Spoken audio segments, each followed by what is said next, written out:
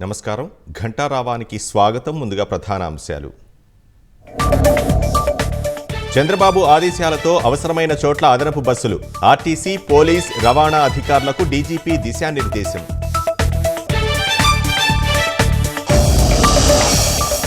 గ్రీన్కో భూమిపై రెవెన్యూ, అటవీ శాఖ మధ్య చిన్న వివాదం పరిష్కరించాలని కేంద్రానికి విన్నవించినట్లు పవన్ వెల్లడి.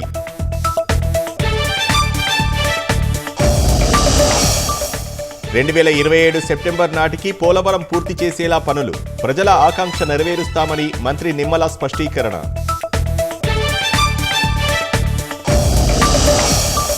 కేరళలో అథ్లెట్పై లైంగిక వేధింపులు. 60 మందికి పైగా వ్యక్తులున్నారని ఫిర్యాదు.